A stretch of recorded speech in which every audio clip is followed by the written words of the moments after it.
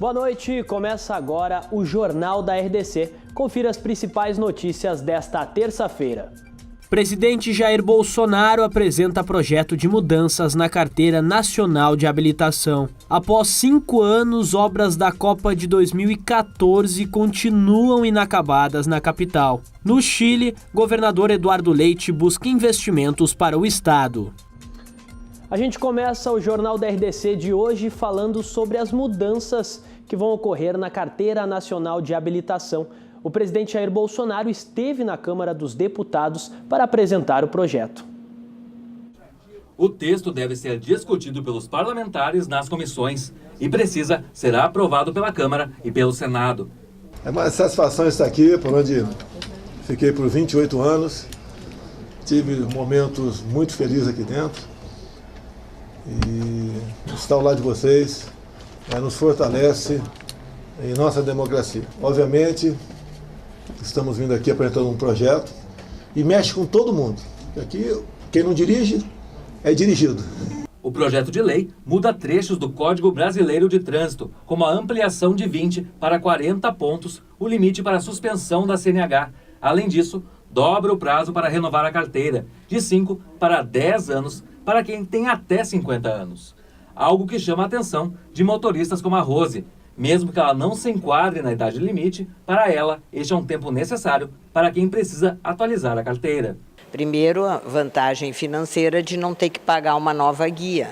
Segundo, o trabalho que é ter que vir de 5 anos fazer. 10 anos é bem melhor. Tomara que essa lei passe, porque vai pegar principalmente quem trabalha, a idade de trabalho, que atrapalha muito ter que renovar. Já para quem é dono de um centro de formação de condutores, como o Ariovaldo, não há vantagens na proposta. Pelo contrário, no CFC dele, a procura por serviços de renovação, que chegavam a 400 atendimentos por mês, tem diminuído desde que o projeto começou a ser anunciado. Isso já impacta diretamente no nosso segmento porque a demanda caiu assustadoramente, só com os boatos, né? Tivemos casos de diagnóstico de câncer, né, onde a pessoa ficou extremamente agradecida, fez uma constatação de diagnóstico precoce, porque muitas pessoas só vêm ao médico justamente no CFC, ou seja, de 5 em 5 anos. Agora nós vamos aumentar para 10, né? Outra proposta é reduzir os custos da carteira de habilitação. Para isso, seria necessário retirar alguns pontos, como as aulas, como o simulador, um impacto de 15% no valor total. O Rio Grande do Sul é o único estado da federação que segue a determinação do CONTRAN, que segue como tem que ser feito, todas as aulas são ministradas, tudo é monitorado, tudo é gravado, então não existe uma aula que não seja assim. Fato que a gente tem conhecimento que não ocorre nos outros estados. É quase incompreensível esse passo que está sendo dado. Após quase 5 anos da realização da Copa do Mundo aqui no Brasil, 10 obras permanecem inacabadas em Porto Alegre. Em 2010, eram 17 obras identificadas como o legado que a Copa deixaria para a capital. Entretanto, somente 6 projetos foram concluídos a tempo de receber as partidas do Mundial, disputadas em junho de 2014, e mais um 7º concluído no mesmo ano.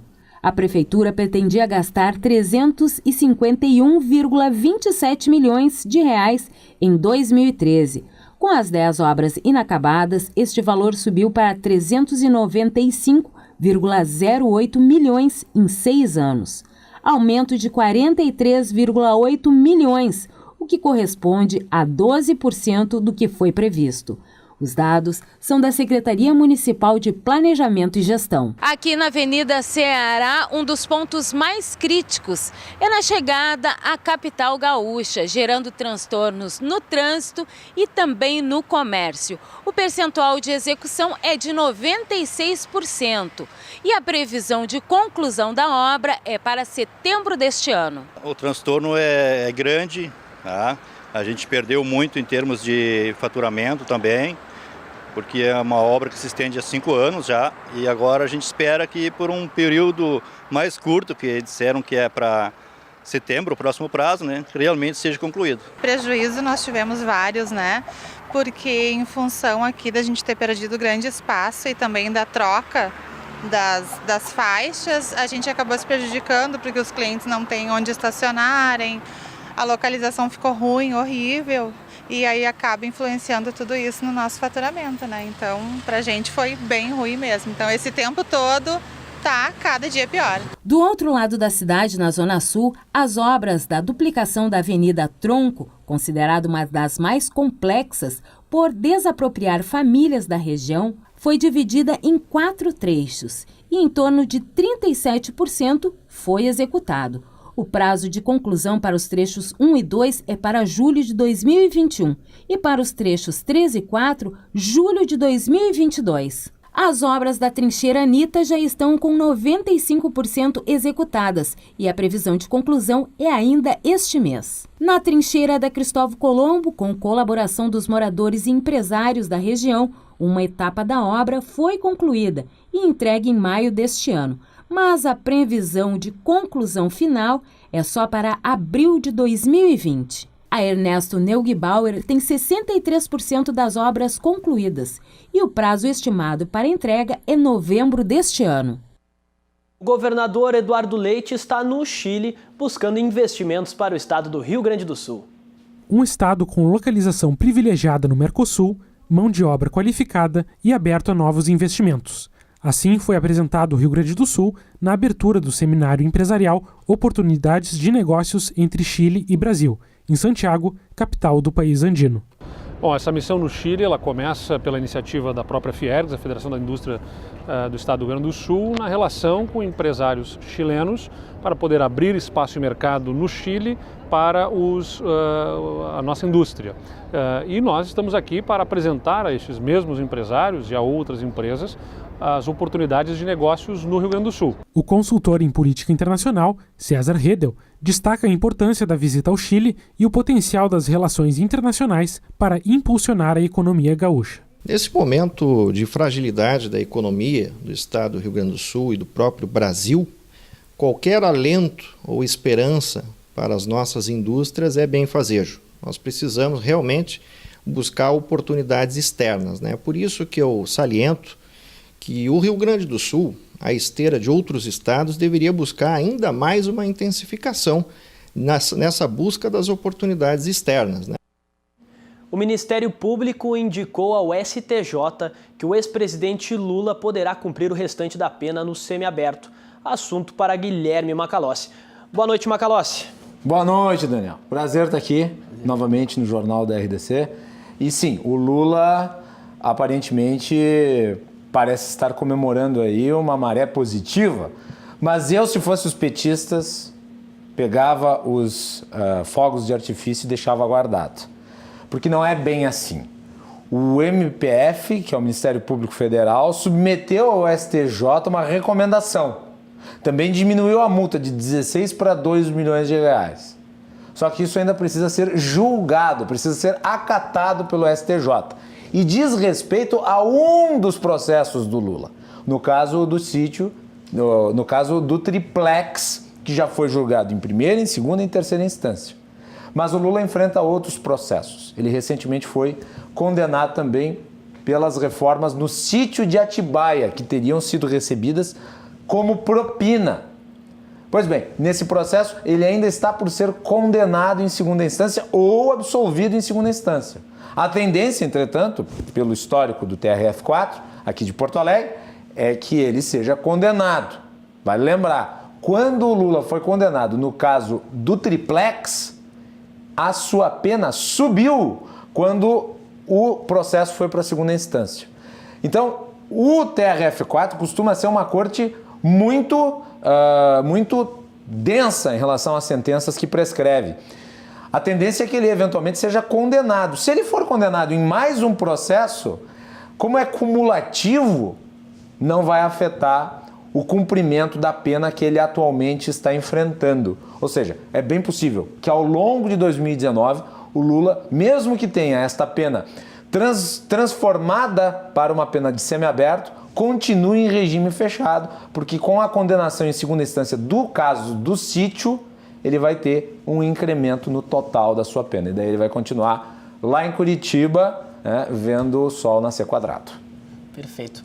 Depois, às 10h30, cruzando as conversas, o assunto de hoje. Exato. Hoje nós vamos falar sobre 2 assuntos relativos a reforma da Previdência. Um é a polêmica se estados e municípios devem entrar no projeto de reforma da Previdência que está sendo para ser votado. O outro é sobre a MP 871, que trata de fraudes no INSS. Então fiquem ligados, logo depois do Jornal da RDC. Perfeito. Obrigado, Macalossi. Obrigado. Boa noite. Boa noite. Fraude no imposto de renda. 37 mil contribuintes são investigados pela Receita Federal aqui no Rio Grande do Sul. Quase 37 mil pessoas de todo o estado que declararam no imposto de renda possuir mais de R$100 mil são alvos de operação da Receita Federal. Segundo o órgão, há indícios de que os valores declarados possam ser fictícios. Em nota, o órgão enviou um documento via caixa postal eletrônica alertando as pessoas fiscalizadas para comprovar a existência dos recursos ou fazer a correção do imposto. O objetivo agora é informar para os contribuintes que fizeram essa declaração que revejam se está correto. Então, o contribuinte pode manter o dinheiro em espécie, desde que ele tenha esse dinheiro efetivamente, fisicamente, aquela quantidade, que a origem desse recurso tenha sido lícita e tenha sido tributado, quando for o caso, para efeitos de os impostos devidos. O superintendente também pede para que as pessoas tomem cuidado com os golpes. Os contribuintes que têm isso declarado em espécie, eles sabem que declararam. Se eles estão na lista dos selecionados aqui, eles vão ter que entrar no nosso site, fazer o acesso via caixa postal eletrônica. Nós não mandamos e-mail, também isso que eu quero reforçar, porque essa é um período que quando a gente faz essas operações entram os oportunistas mandando cartas. Então o nosso único meio de comunicação é essa caixa postal pela página oficial da internet. Qualquer outra correspondência, qualquer outro e-mails, tal, não é da Receita Federal. Acusados de assassinar o traficante Terel são condenados a mais de 25 anos de prisão. 3 dos 9 acusados de matar o traficante Cristiano Souza da Fonseca, o Tereu, foram condenados por homicídio triplamente qualificado. O assassinato aconteceu dentro da penitenciária de alta segurança de Charqueadas em maio de 2015. A sentença decidiu por 27 anos de reclusão a Rudinei Pereira da Silva e Luciano Alves Pereira. Rudinei Henrique de Abreu terá que cumprir 26 anos de cadeia. O trio não poderá recorrer em liberdade, pois o crime foi considerado hediondo pela juíza da primeira vara do júri. O da RDC faz um rápido intervalo e na volta você vai ver. Obra da Ponte dos Açorianos é adiada mais uma vez. Nós já voltamos.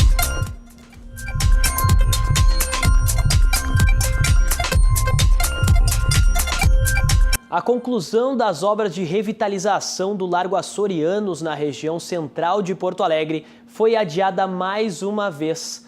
A obra era para ter sido entregue há 2 anos. Agora a próxima previsão é que ela seja entregue em junho. Os funcionários estão no local. Os trabalhos parecem em andamento. Mas o tempo de espera para a conclusão...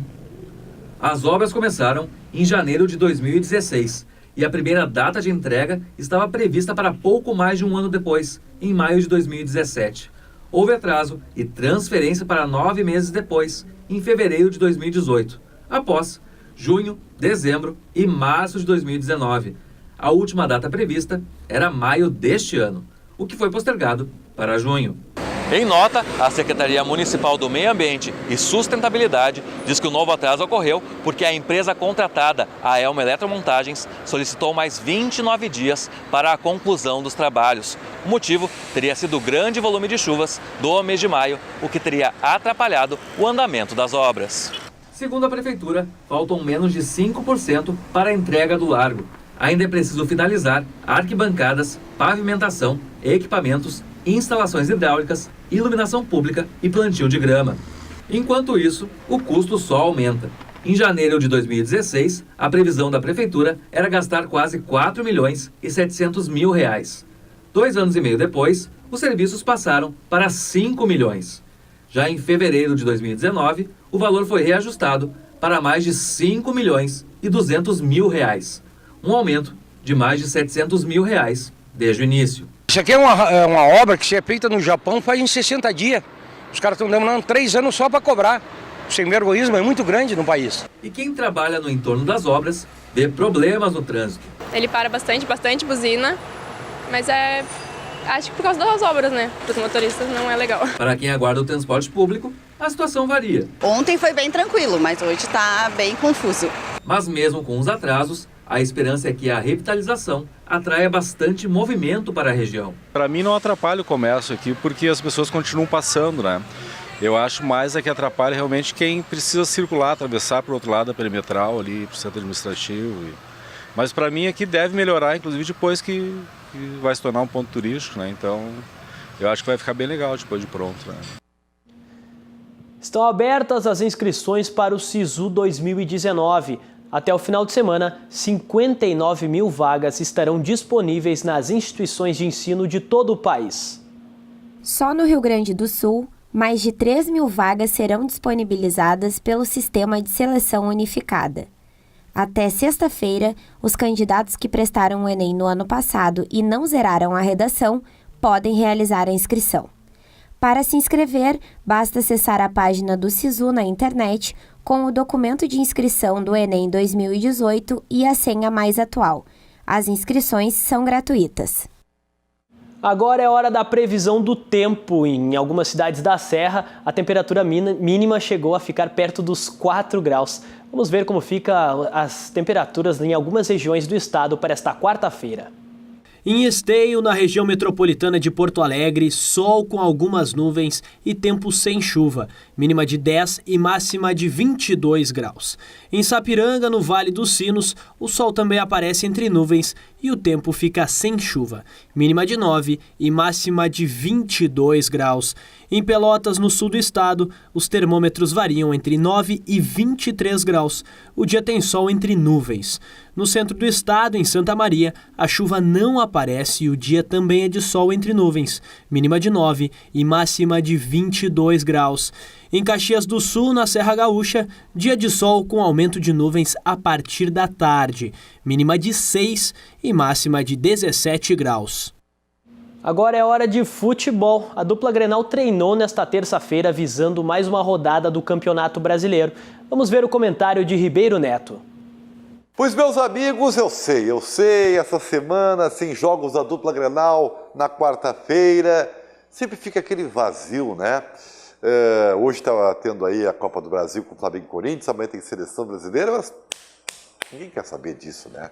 Você quer saber do Inter e do Grêmio e do Inter, né? Eu também, né? A grosso modo, a gente, mesmo sendo analista, olhando tudo, olhando a vitória do Federer, que vai enfrentar o Nadal e o Roland Garros, tudo isso faz parte do meu métier, mas a gente sabe que dupla Grenal é o que interessa. Então, o Inter só joga na sexta-feira, tem que ser um leão, como é em casa, sem o Guerreiro, tomara que o Nico seja protagonista, dá para vencer. O Vasco, convenhamos, né, é um timeco. Agora, o Grêmio sábado em Caxias do Sul, lembrando que é em Caxias, porque a arena já está cedida à Conmebol para a Copa América. O Grêmio tem uma missão a cumprir. Seria, na normalidade, favoritaço, né? Jogo fácil para 3 pontos.